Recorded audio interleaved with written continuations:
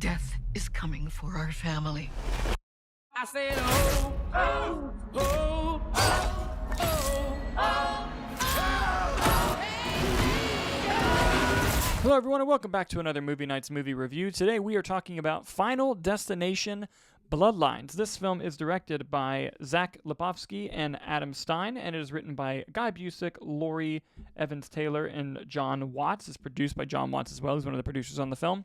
And if you're a fan of this franchise, you know anything about this franchise, you know the plot revolves around death coming after people who should have died a while ago, but this time, it's going after an entire family of people that should have never been born.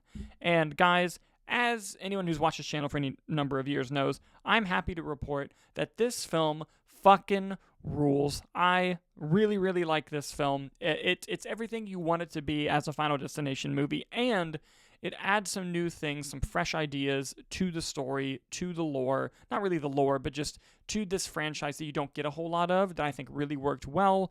And before I throw it over to the amazing Nick Iricchio and ask him how he is so we can do a pun, I just want to say that one of the things I loved about the film is the fact that death this time was going after members of a family. It automatically created this like camaraderie between the characters, that you feel and care a lot more for these characters than you typically would have in other Final Destination movies. But with that being said, I am of course with the amazing Nick Iricchio. Nick, how are you, my friend, and what did you think of the movie? I'm deadly, buddy. There it is. That was a weak one, but It's all right. I enjoyed it still. we're on the fly. No, I really enjoyed it. I've only seen the first two Final Destination movies and now Bloodlines. I can confidently say I think this is my favorite, if not the best, in the series as a whole, based on the ones that I've seen.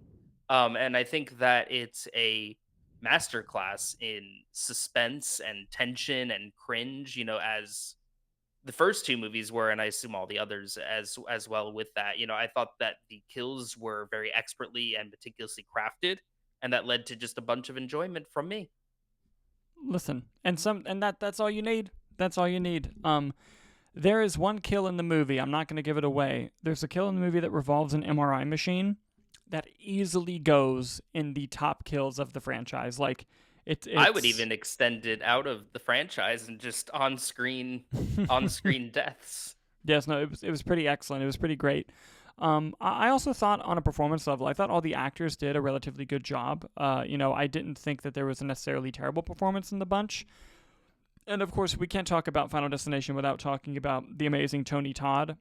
He reprises the role of Bloodworth in this film, and he did an exceptional job. And the kind of speech he gives, it felt self-aware in that we're not just saying goodbye to like him in the franchise, but like you could tell like how sick he was, and he probably knew he was sick, and it almost literally felt like Tony Todd was saying goodbye to us, like as an audience. Like it was very emotional, and you felt that when he was on screen.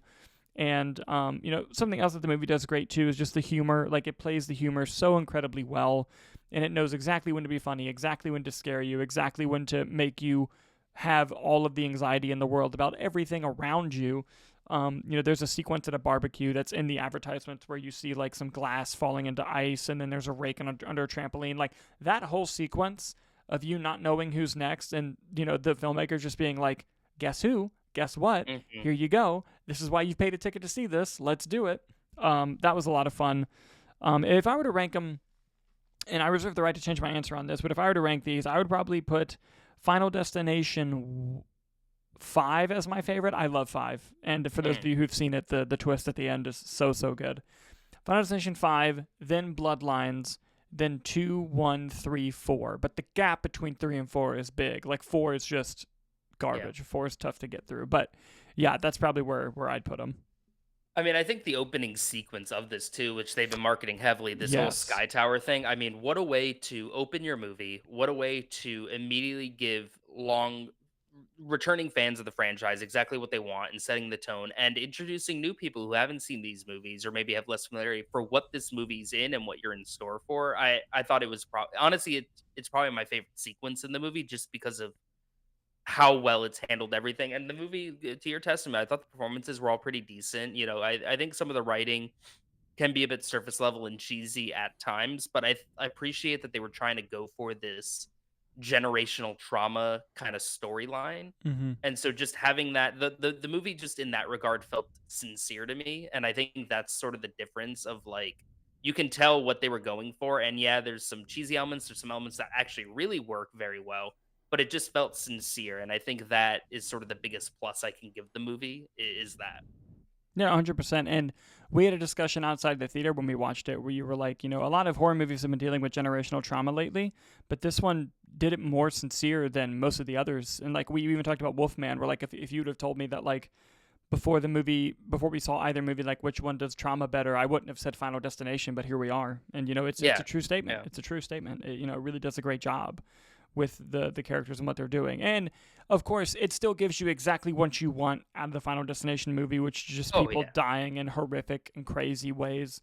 I thought it was paced really well too. The third act a little bit goes where you're like, all right, I think we kind of peaked already, and this is getting like, we need to wrap it up. But overall, I thoroughly enjoyed the movie. I had an excellent time. It gave you exactly what you needed and a little bit more. It gave you some nuance. It gave you family drama. And I enjoyed it. I thoroughly enjoyed this movie, and I'm so happy it worked. I would have been really upset if I didn't like this, if I ended up not liking the film.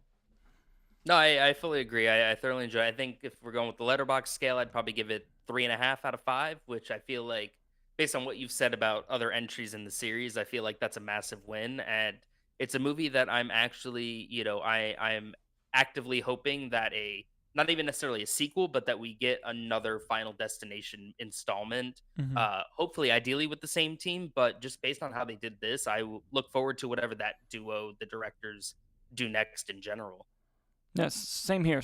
I'm really looking forward to what they do. I thought they did a great job, and yes, I would love to see more Final Destination movies every year. Give me one every year, but especially from this team, that'd be great. But guys. Mm-hmm.